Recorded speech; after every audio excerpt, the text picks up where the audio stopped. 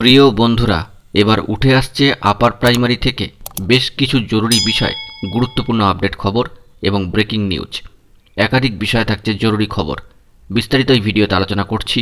অবশ্যই ভিডিওটিকে শেষ পর্যন্ত দেখার প্রয়োজনীয়তা রয়েছে এবং চ্যানেলটিকে এখনই সাবস্ক্রাইব করে সঙ্গে থাকুন। বন্ধুরা, আপার প্রাইমারি চাকরি প্রার্থীদের মনে জমে রয়েছে একরাশ হতাশা, আক্ষেপ, অভিমান, অভিযোগ, সমস্ত কিছুই। কষ্টে দুঃখে তাদের বুক ফেটে যাচ্ছে, তবুও তারা কিন্তু আন্দোলনের জায়গাটি বা অবস্থানের যে মঞ্চটি সেটিকে কিন্তু তারা ছাড়ছেন না। কারণ তাদের একটাই দাবি, সুষ্ঠুভাবে তাদের নিয়োগ প্রক্রিয়া সম্পন্ন হোক। ইতিমধ্যেই আমরা আপার প্রাইমারির ক্ষেত্রে দুটি পৃথক মঞ্চের অবস্থান কিন্তু আমরা দেখেছিলাম। ইতিমধ্যেই সে বিষয়ে একাধিক খবর আপনাদেরকে পরিবেশন করেছি, কিন্তু এবার তৃতীয় আরেকটি মঞ্চের খবরও কিন্তু উঠে আসছে। কিন্তু আপার প্রাইমারি থেকে কোনো খবর করার ইচ্ছা না থাকলেও খবর কিন্তু দিতেই হয় আপনাদের জন্য, কারণ আমরা দায়বদ্ধ এবং আপনাদের কাছে কৃতজ্ঞ। আপার প্রাইমারির এই নিয়োগ প্রক্রিয়া দ্রুত সমাধান হয়ে যাক, এটাই আমরা মনে প্রাণে চাইছি এবং সমস্ত প্রার্থীরাই কিন্তু যারা যোগ্য হয়েও বঞ্চিত তারা চাইছেন। ইতিমধ্যেই পশ্চিমবঙ্গ আপার প্রাইমারি চাকরি প্রার্থী মঞ্চের তরফ থেকে একটি বড় উদ্যোগ বা কর্মসূচি কিন্তু গ্রহণ করা হয়েছে। ইতিমধ্যে সেই বিষয়ে সকলে অবগত হয়েছেন। আপনাদেরকে আরও একবার এ বিষয়ে অবগত করিয়ে রাখি। পশ্চিমবঙ্গ আপার প্রাইমারি চাকরি প্রার্থী মঞ্চের তরফ থেকে যে বিশেষ উদ্যোগটি নেওয়া হয়েছে, যে আপার প্রাইমারি নিয়োগ প্রক্রিয়া সম্পর্কিত প্রেক্ষাপট মর্মে আগামী 8ই মে বেলা 1টায় যোগ্য প্রার্থীদের আপার প্রাইমারি প্যানেল প্রকাশ এবং অবিলম্বে যোগ্য প্রার্থীদের স্কুলে যাওয়ার নিয়োগ দাবিতে তিলোত্তমা অভিযান কর্মসূচির কিন্তু ডাক দেওয়া হয়েছে পশ্চিমবঙ্গ আপার প্রাইমারি চাকরি প্রার্থী মঞ্চের তরফ থেকে।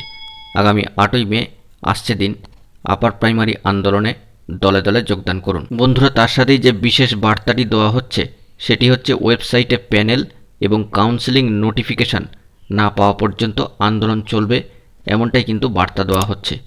অত্যন্ত গুরুত্বপূর্ণ একটি খবর উঠে আসছে। পশ্চিমবঙ্গ আপার প্রাইমারি চাকরি প্রার্থী মঞ্চের তরফ থেকে আগামী 8ই মে একটি গুরুত্বপূর্ণ আন্দোলন কর্মসূচির কিন্তু ডাক দেওয়া হয়েছে।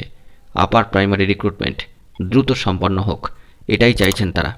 কারণ ইতিমধ্যেই দুবার ইন্টারভিউ দিয়ে তারা কিন্তু বসে রয়েছেন, ধর্ণা অবস্থান চালিয়ে যাচ্ছেন। এর সাথেই প্রাসঙ্গিকভাবে আরেকটি বিষয়কে আমাদেরকে এখানে উল্লেখ করতেই হবে, সেটি হচ্ছে এতদিন পর্যন্ত আমরা দেখেছিলাম দুটি ধর্ণা অবস্থান মঞ্চ, একটি ইন্টারভিউ দেওয়া প্রার্থীদের, একটি ইন্টারভিউ বঞ্চিত প্রার্থীদের। এবার কিন্তু আপার প্রাইমারির ক্ষেত্রে টেট পাস এবং 2016 পরবর্তী ট্রেন্ড প্রার্থীদের, যারা নবশিক্ষা সংগঠনের অন্তর্গত, তারা কিন্তু একটি গুরুত্বপূর্ণ দাবি রেখেছেন। বলা যেতে পারে তারাও কিন্তু মঞ্চে অবস্থান করছেন। অবশ্যই সে বিষয়ে আমরা তথ্য দেবো আপনাদেরকে। বিষয়টি হচ্ছে এরকম যে নবশিক্ষা গ্রুপের তরফ থেকে একটি বিশেষ উদ্যোগ নেওয়া হয়েছে, তারাও কিন্তু ধর্ণা অবস্থান চালাচ্ছেন। আপার প্রাইমারি টেট পাস ও 2016 পরবর্তী ট্রেন্ড প্রার্থীদের 2014 প্রাইমারির মতোই 2016 পরবর্তী ভ্যাকেন্সিতে ট্রেনিং আপডেট করে সমস্ত আপার প্রাইমারি টেট পাস চাকরি প্রার্থীদের চাকরি সুনিশ্চিত করার দাবিতে তারা কিন্তু অবস্থান চালাচ্ছেন। নবশিক্ষা সংগঠনের তরফ থেকে এই বিশেষ উদ্যোগটি কিন্তু নেওয়া হয়েছে। বন্ধুরা, যে বিশেষ তথ্যটি উঠে আসছে এক্ষেত্রে যে 28/3/2023 থেকে এই ধর্ণা মঞ্চের অনুমতি কিন্তু পাওয়া গেছে এবং এই সমস্ত প্রার্থীরা অবশ্যই তারা যোগ্য হয়েও বঞ্চিত, তারাও কিন্তু আন্দোলন অবস্থান চালিয়ে যাচ্ছেন। স্থান শহীদ মিনারের পাদদেশে, সময় সকাল 10টা থেকে বিকাল 5টা পর্যন্ত।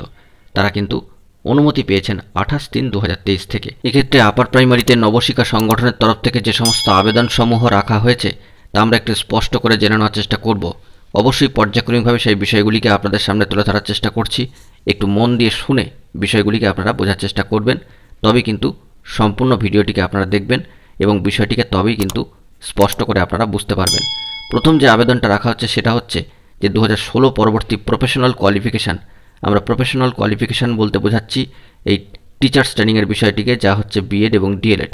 আর এই প্রফেশনাল কোয়ালিফিকেশান যা হলো বিএড এবং ডিএলএড, এটি আপার প্রাইমারি নিয়োগ প্রক্রিয়ায় আপডেট করতে দেওয়ার আবেদন কিন্তু তারা রেখেছেন। দ্বিতীয় বিষয়টি অত্যন্ত গুরুত্বপূর্ণ, বলা যেতে পারে সর্বাধিক গুরুত্বপূর্ণ, সেটি হচ্ছে সকল আপার প্রাইমারি টেট উত্তীর্ণ প্রার্থীদের ধাপে ধাপে চাকরি সুনিশ্চিত করার কিন্তু আবেদন। তৃতীয় বিষয়টিও কিন্তু গুরুত্বপূর্ণ, সেটি হচ্ছে দ্রুত এবং স্বচ্ছভাবে টেট ও একাডেমিক মূল্যায়ন করে 2016 সালে টেট পাসের লিঙ্ক ও বাতিল হওয়ার নিয়োগ তালিকার লিঙ্ক ওয়েবসাইটে খুলে দিয়ে স্বচ্ছভাবে নিয়োগ করার আবেদন তারা কিন্তু রেখেছেন। চতুর্থ বিষয়টাও সবথেকে গুরুত্বপূর্ণ হতে পারে একটা দিক থেকে, কারণ বয়স কিন্তু কারোর থেমে থাকছে না, বয়স কিন্তু বৃদ্ধি পাচ্ছেই। তারা যে আবেদনটা রেখেছেন, অর্থাৎ নবশিক্ষা সংগঠনের তরফ থেকে যে আবেদনটি রাখা হয়েছে সেটি হচ্ছে বয়স বেড়ে যাওয়ার কারণে এবং 7 বছরের যন্ত্রণা ও সময় ফিরিয়ে দিতে তো কেউই পারবেন না। তাই পরবর্তী আপার প্রাইমারি পরীক্ষা নেওয়ার আগে 2014 সালে প্রাইমারি নিয়োগের মতো ধাপে ধাপে সমস্ত ভ্যাকেন্সিগুলিতে আগের পরীক্ষার, অর্থাৎ যারা 2011 এবং 2016 সালের উত্তীর্ণ প্রার্থী, সেই সমস্ত উত্তীর্ণ প্রার্থীদের নিয়োগের আবেদন। এরকমই 3 থেকে 4টি গুরুত্বপূর্ণ দাবি বা আবেদন সমূহ তারা কিন্তু রেখেছেন, যা অত্যন্ত তাৎপর্যপূর্ণ বলেই মনে করা হচ্ছে।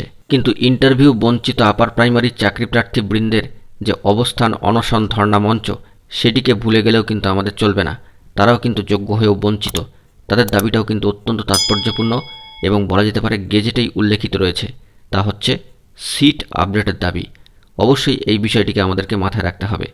ইন্টারভিউ বঞ্চিত আপার প্রাইমারি চাকরি প্রার্থী বৃন্দ যে সিট আপডেট করে নিয়োগের দাবি জানাচ্ছেন, তা কিন্তু অত্যন্ত তাৎপর্যপূর্ণ। এদিকে কিন্তু আমাদেরকে খেয়াল রাখতেই হবে। কমিশন চাইছেন দ্রুত এ বিষয়ে সমস্ত কিছুর নিষ্পত্তি হোক।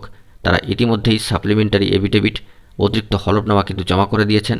সেখানে দেখা গিয়েছে যে মূল যে ওয়েটিং ও মেধা তালিকা বা মেধা প্যানেল, সেখানে আরও কিছু প্রার্থী কিন্তু ইনক্লুড হয়েছেন ঝাড়াই বাছাইয়ের পরে। যারা নট ইন দ্য লিস্ট কিছু সংখ্যক প্রার্থী দেখাচ্ছিলেন, তাদের বেশ কিছু জনের সমস্যার কিন্তু সমাধান হয়েছে।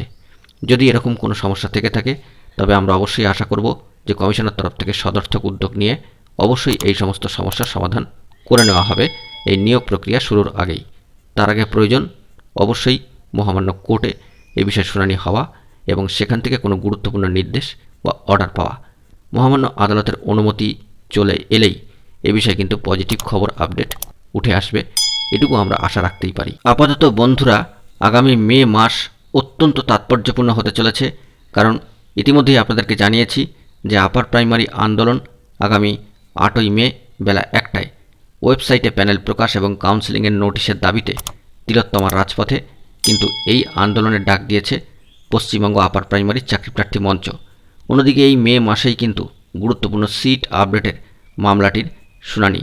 বন্ধুরা, অত্যন্ত গুরুত্বপূর্ণ কোনো খবর উঠে আসতে পারে সেই মামলার শুনানি থেকে।